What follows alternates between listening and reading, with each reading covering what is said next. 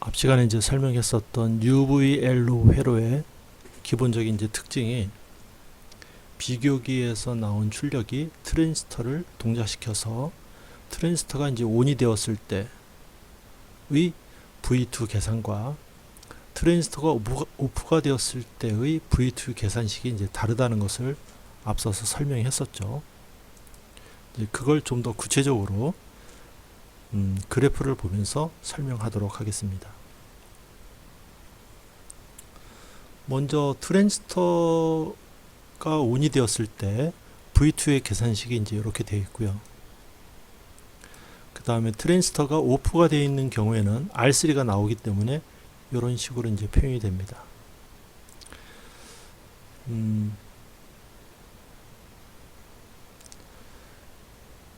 요 식에서 보시면 요거를 이제 R2를 기준으로 이제 분모로 내린 겁니다. R2분의 R1과 R2 더하기 R3분의 R1이 있는데 R3가 추가가 됐기 때문에 요 분모가 이제 커진 거죠. 그러면 전체적인 값은 이게 작습니다. 이게 크고요. 그래서 요거를 역수를 취하면 이제 부등호가 이제 반대가 되는 거죠. 역수를 취했기 때문에.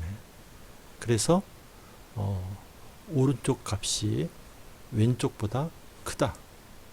이렇게 이해할 수 있겠습니다. 기울기가 뭐랄까 이득이. 그래서 이제 K2는 R3가 없는 상태에서의 전압의 이득이고 K1은 R3가 있을 때의 전압 이득입니다. 그래서 K1이 K2보다 크다는 것을 알 수 있어요. 그래서 이걸 가지고 그래프를 한번 그려보면 오른쪽처럼 위에 있는 그림처럼 X축이 입력 전압입니다. 그 다음에 Y축이 V2 전압이죠. 트랜지스터가 이제 ON이 되면 R3가 없기 때문에 K2의 기울기로 이렇게 입력과 V2 전압의 관계가 이제 나타나게 될 겁니다. 그 다음에 트랜지스터가 이제 오프가 되면 R3가 나오기 때문에 기울기는 K1이 되고요. K1의 기울기처럼 이렇게 올라가는데 기울기가 K1이 K2보다 크기 때문에 K1의 그래프의 위에 이렇게 나타나게 됩니다. 이 그래프를 이제 잘 이해하는 게 중요한데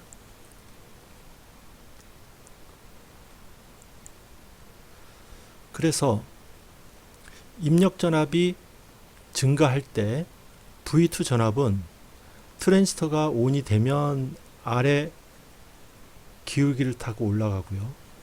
트랜지스터가 오프가 되면 위에 있는 기울기를 타고 V2 전압이 이제 증가하게 됩니다. 그런데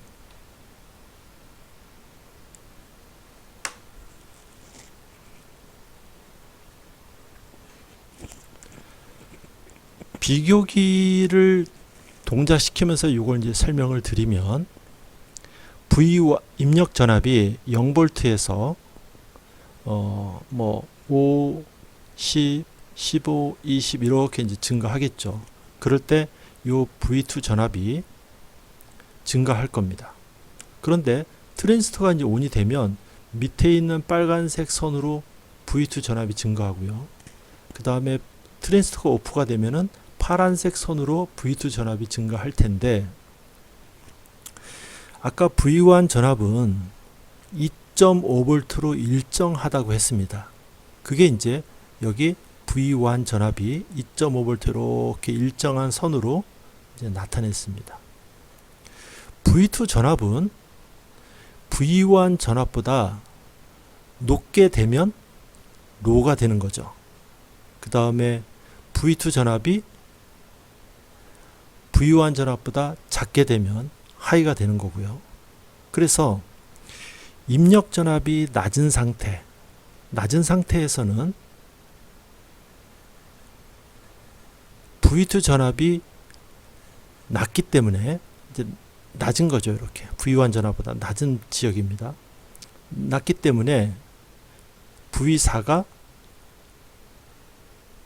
하이가 됩니다. V1이 V2보다 높기 때문에.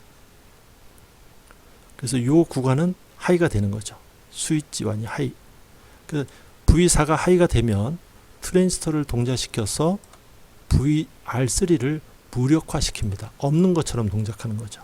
그러면 두 개의 기울기 중에서 밑에 있는 기울기를 타고 V2 전압은 증가하게 됩니다. 자, 입력 전압이 증가하면 트랜지스터가 온이 되고요. 쭉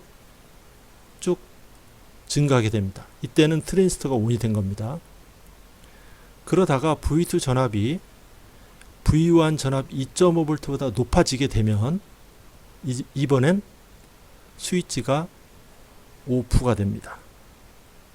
스위치가 오프가 되면 이 A 지점에서 B 지점으로 점프하는 거죠. 왜냐하면 V2 전압이 R3가 나타났기 때문에. 그러면 입력 전압은 증가하게 되면 파란색 기울기 K1의 기울기를 타고 증가하게 됩니다. 이제는 트랜지스터가 오프가 됐기 때문에 R3가 나타나 있는 거죠. 이번엔 입력 전압을 다시 감소시킵니다. 감소시킨다 하더라도 이미 트랜지스터는 오프가 되어 있기 때문에 K1의 기울기를 타고 B 지점을 통과하게 됩니다. 그러다가 V2 전압이 V1 전압보다 낮아지게 되면 이번엔 V2 전압이 V1 전압보다 낮아지게 되면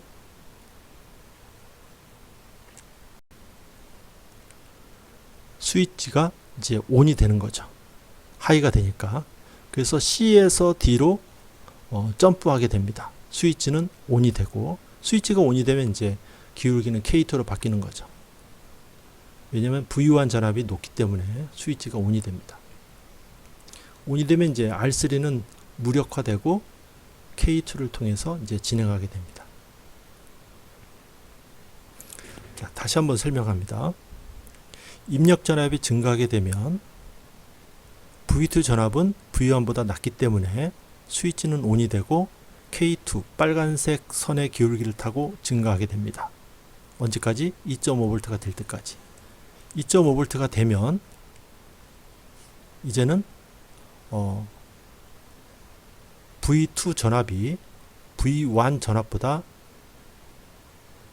높기 때문에 이번엔 스위치가 오프가 되는 거죠. 오프가 되면 R3가 나타나게 되고 A에서 B로 점프해서 K1 기울기를 타고 진행하게 됩니다. 그러다 전압이 내려가게 되면은 계속 스위치가 오프 상태가 유지가 되다가 C 지점에 이르게 되면 V2 전압이 V1보다 낮기 때문에 스위치가 ON이 됩니다. 그러면 D로 점프하게 되는 거죠. 그러면 입력 전압이 낮아지게 되면은 V1 전압보다 V2 전압이 낮기 때문에 스위치는 계속 ON이 되게 됩니다. 결국 V1 전압이 2.5V인 상태에서 V2 전압은 스위치가 ON이 됐느냐 오프가 됐느냐에 따라서 A 포인트와 C 포인트를 경유해서 지나가게 되는 거죠. 자, 스위치 상태를 보면은 높은 전압 A 지점의 전압을 Vmax라고 하고 D 지점의 전압을 Vminimum이라고 합시다. 그러면 스위치는 맥스 전압까지 진행하다가 맥스 되는 지점에서 스위치가 오프가 되고요. 일단 오프가 된 상태에서는 좌우로 이동하게 됩니다. 그러다가 미니멈 지점에 되게 되면은 자동적으로 스위치가 오프에서 온으로 바뀌게 되는 거죠. 그래서 온에서 오프로 바뀔 때에는 맥스 지점에서 떨어지고 그 다음에 오프에서 온으로 될 때는 미니멈 지점에서 상태가 바뀌게 됩니다. 이렇게 두 개의 전압 차이로 스위치 상태가 차별화되어 있는 것을 우리가 회로적으로는 히스테리시스 커브다 이렇게 얘기합니다. 이렇게 해주는 이유는 뭐냐면 특정한 전압에서 예를 들어서 V2 전압이 2.5V에서 온오프를 반복하게 되면은 V2 전압이 리플이나 노이즈 때문에 미세한 떨림 동작에 의해서 그게 온오프를 이제 반복하게 되는 거죠. 그럼 시스템이 굉장히 위험해질 수 있습니다. 그래서 Vmax 전압과 V미니멈 전압을 적절하게 벌려놓고 이 사이에서 리플이 들어와도 회로가 안정되게 동작할 수 있게끔 만들어 주는 것이 UVLO 회로의 이제 기능이 되는 거죠.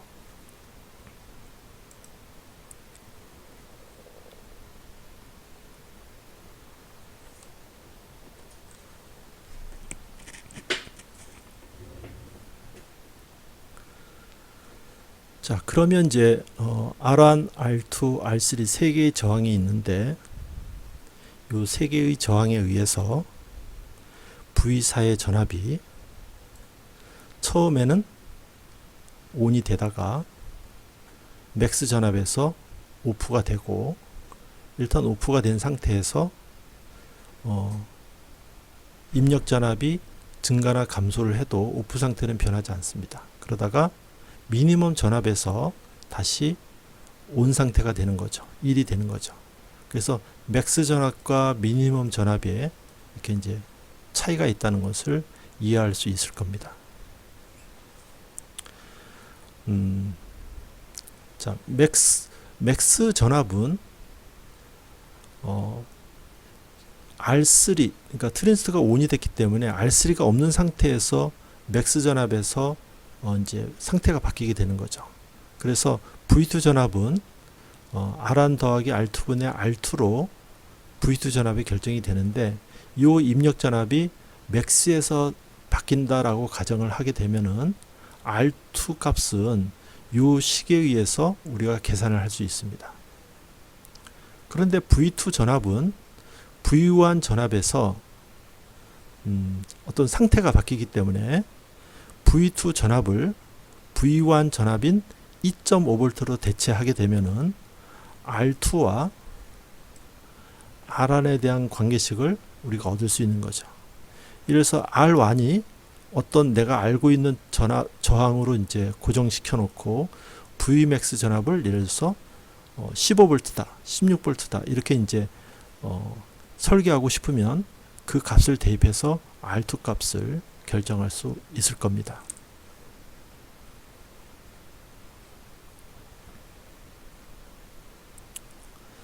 다음에 입력 전압이 이제 그 높은 상태에서 V4가 이제 오프가 됐는데 V 미니멈에서는 이렇게 이제 1이 되는 거죠.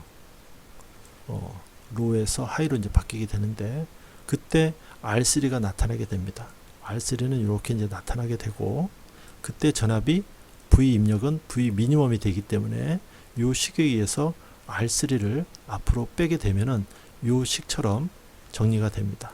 근데 V2는 2.5V에서 상태가 바뀌기 때문에 2.5V라고 이제 바꾸게 되면 다음과 같은 식으로 우리가 R3를 구할 수 있게 되는 거죠. 그래서 R1, R2, R3는 내가 의도한 대로 모든 값을 정확하게 계산을 할 수가 있습니다. 자, 다음 예제를 한번 보겠습니다. V4 비교기의 출력 전압이죠. V4의 전압이 입력 전압입니다. 14V에서 논리 0이 되고, 그러니까 1이 됐다가 이제 0이 되는 거죠. 이게 Vmax가 14V입니다. 14V. 다시 입력 전압 9V에서 논리 1이 되도록 저항 R2와 R3의 값을 정하시오. 요거를 정하라는 얘기죠. 단 R1은 10kΩ입니다. 그러면 이제 R2는 앞에 있는 요 식으로 우리가 이제 계산할 수 있습니다. 요 식으로. 그래서 R2는 2.5 곱하기 R1인데 R1이 지금 10kg라고 이제 알려줬죠. 그래서 10으로 놓습니다. 10kg 놔도 되는데 나중에 이제 단위를 통일하면 되니까 10으로 놓겠습니다. 그 다음에 최대값은 14V니까 14. 그 다음에 기준 전압 2.5. 이걸 계산하면 대략 2.2kΩ이 됩니다. R2가. 자, 9V에서 TR이 ON이 된다. 9V에서. 그러니까 미니멈 전압이 9V가 된다는 얘기죠. 그럼 이제 요 식에 의해서 우리가 결정하면 되겠습니다. 2.5 곱하기 R1 10kg죠.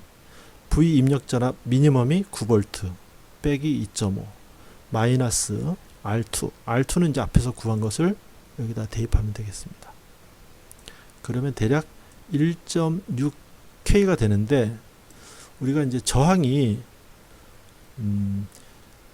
1.6K는 이제 표준 저항이 아니고 1.5K가 표준 저항이죠. 그래서 가장 가까운 표준 저항으로 이제 대체했습니다. 그러면 10K, 2.2, 1.5 이 세 개의 저항을 놓게 되면은 스위치가 V4의 전압이 하이가 되다가 14V에서 로가 되고 다시 내려가다가 9V에서 로에서 하이로 바뀌는 그런 과정의 히스테리시스 극성을 우리가 얻을 수 있습니다.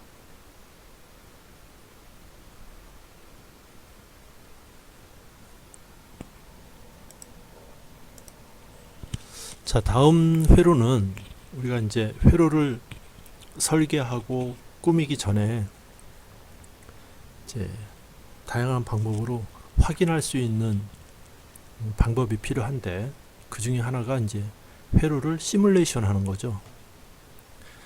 우리가 이제 학교에서 배우는 회로 시뮬레이션 프로그램은 피스파이스가 있는데 피스파이스는 이제 소신호 해석이라든지 트랜지스터 단위의 증폭기를 설계한다든지 할 때에는 도움이 되는데 스위칭 하는 경우 그러니까 비선형 회로에는 적합하지 않습니다.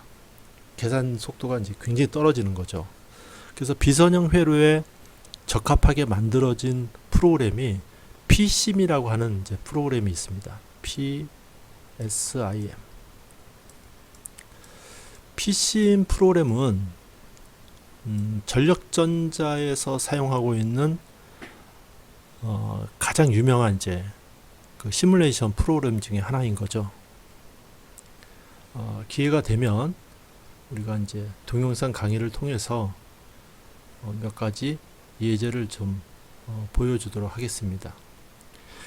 좌측에 있는 회로는 PSIM 회로를 이용해서 UVLO 회로를 구현한 겁니다. 그래서 좌측에 이제 입력 전압이 DC가 아니고 이제 이렇게 바꾼 거죠. 그래서 보시면 우측에 있는 파형이 나오는데 빨간색 파형이 입력 전압입니다. 0V에서 한 칸이 5V니까 5, 10, 15, 20 다시 15, 15, 0 해가지고 0에서 20V, 20V에서 0V의 삼각형의 전압이 이 회로에 인가된다고 합시다.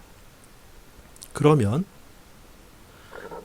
첫 번째 5.1K와 TL431을 통해서 여기에 V1 전압이 비교기에 플러스로 들어가고요. 그 다음에 10K, 2.2, 1.1 요 세 개의 저항이 직렬로 놓여진 상태에서 V2 전압이 마이너스 단자로 이제 들어가게 됩니다. 그래서 비교기의 출력 전압이 여기는 이제 TR 대신에 FET를 했는데 뭐 관계는 없습니다. 요 스위치를 동작시키게 되는 거죠. 그래서 V2 전압이 요 시뮬레이션 상에서는 비교기에 이제 출력 전압이 되는데 저기 보시다시피 입력 전압이 5, 10 이렇게 올라갈 때는 이제 하이가 되는 거죠. 스위치가 톤온 되게 됩니다. 그러다가 대략 10 한 3V, 10 한 2V에서 스위치 상태가 이제 바뀌게 되는 거죠. 로우가 됩니다. 그래서 스위치가 턴오프가 되는 것은 한 10, 12V, 13V에서 턴오프가 되고요. 다시 입력 전압이 올라가고 내려가고 쭉 내려가다가 10V 정도에서 스위치가 다시 턴온이 됩니다. 그래서 스위치 상태가 바뀔 때에는 한 12V 다음에 미니멈 전압이 10V가 된다는 것을 요 회로를 통해서 알 수 있는 거죠. 이런 것도 이제 스코프 기능이고요. 측정할 수 있는 전압의 포인트가 여기 이제 나와 있습니다. 다양한 이제 소자를 직접 시뮬레이션을 할 수 있기 때문에 우리가 PCM 회로를 많이 이용하는데 속도도 굉장히 빠르고 굉장히 편리합니다.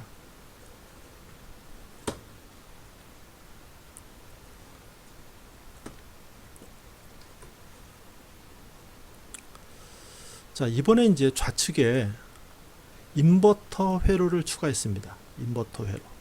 여기서 말하는 인버터라는 것은 이제 로직이 인버팅이 된다는 얘기죠. 트랜지스터와 R6이라고 하는 저항을 이제 위에다 달면 T4와 T5는 반전이 됩니다. 왜냐하면 T4가 1이 되면요, 트랜지스터가 턴온이 되니까 전류가 쭉 빠지게 되고 여기 컬렉터에 있는 전압은 제로가 됩니다. 또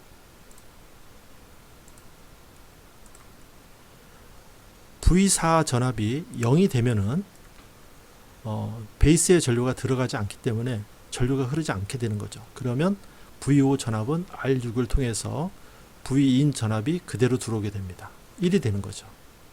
그래서 V4의 전압이 1에서 0으로 바뀌고 다시 0에서 1로 바뀌는 이 그래프가 반전이 되게 되는 거죠. 어떻게 되냐면 입력 전압이 증가할 때 최초에는 0이 되다가 그 다음에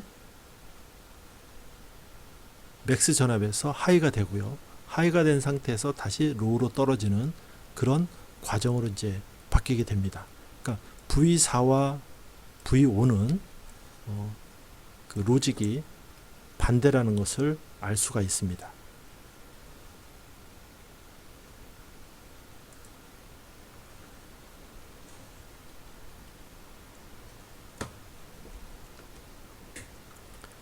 자, 요 부분이 이제 아까 우리가 처음에 설명을 했었던 전체 회로 중에서 UVLO 회로의 기본 구성이 이제 여기 나와 있습니다. 여기 이제 우리가 UVLO 회로를 구성하면서 테스트해야 되는 이제 과정이 되는 거죠. 회로는 어떻게 꾸미냐면 여기 이제 단자대를 이제 조립하시고 여기에 플러스 또 여기에 마이너스 선을 연결해서 전원을 이제 연결하게 됩니다. 그래서 뭐 보통 0에서 한 20V까지 이렇게 이제 입력 전압을 가해지면은 V5의 전압이 어떻게 되냐면 14V에서 하이가 되고 그 다음에 9V에서 로우가 되고 뭐 이런 식의 특정한 전압에서 그 상태가 바뀐다는 것을 이제 알 수 있는 거죠. 그게 되는지 이제 확인할 수 있고요. V4의 전압은 V5와 로직이 반대입니다. 그러니까 V5가 하이가 되면 얘는 로우가 되고 얘는 로우가 되면 얘가 하이가 되니까 스코프에서 여기를 이제 그라운드로 잡고 프로브를 V5 포인트에 찍어 볼 수도 있고 V4의 포인트에 이제 찍어 볼 수 있는 거죠. 그때 이제 V3의 전압이 이제 또 어떻게 되는지 이제 알 수가 있습니다. 그리고 이제 조립은 요 필터링 커패시터를 달고 요 전압을 요 회를 만들어서 V1 전압을 찍어 보면 대략 2.5V가 된다는 것을 알 수 있고요. V2 전압은 V3 상태, 그러니까 스위치가 ON이 됐느냐 오프가 됐느냐에 따라서 달라질 겁니다. 그래서 입력 전압을 이제 가변시키면은 특정한 전압에서 하이가 되고 그러니까 로우가 되고 로우가 되면은 얘가 이제 하이가 되는 거죠. 그런 관계를 우리가 스코프를 찍어 보면서 알 수 있습니다. 그래서 이제 정확하게 동작이 되는지 스코프 상에서 하이 아니면 로우가 되는지 또 V1이 2.5V가 되는지 V2가 2.5V에서 이제 상하로 바뀌면서 V4나 V5가 하이 아니면 로우가 되는지 확인해 볼 수 있는 거죠. 이렇게 해서 UVLO 회로는 다음과 같이 이제 구성을 할 수 있을 겁니다. 여러분들이 이제 나중에 부품을 받아서 조립을 할 때 그 극성 트랜지스터 같은 경우는 이제 반대로 꽂지 않도록 하시고, 그 다음에 다이오드나 그 다음에 이제 이런 OP앰프 같은 경우에는 핀 번호에 따른 이제 방향이 놓여졌기 때문에 그런 부분들은 조심해서 확인해서 이제 하시기 바랍니다. 요 TR도 마찬가지고요. 어느 쪽이 에미터고 베이스가 되고 컬렉터가 되는지 확인하시기 바랍니다. 그 다음에 요 부분 TL431도 이제 방향이 있기 때문에 반대로 꽂지 않도록 주의하시면 좋은 특성을 얻을 수가 있습니다. 또 전액 커피스터는 극성이 있으니까 반대로 꽂지 않도록 하시기 바랍니다. 만약에 반대로 꽂고 과전압을 인가하게 되면은 그 전액 커피스터가 이제 폭발할 위험도 있으니까 대단히 조심하시기 바랍니다. 이상으로 UVLO 회로와 관련된 내용으로 설명을 드렸습니다.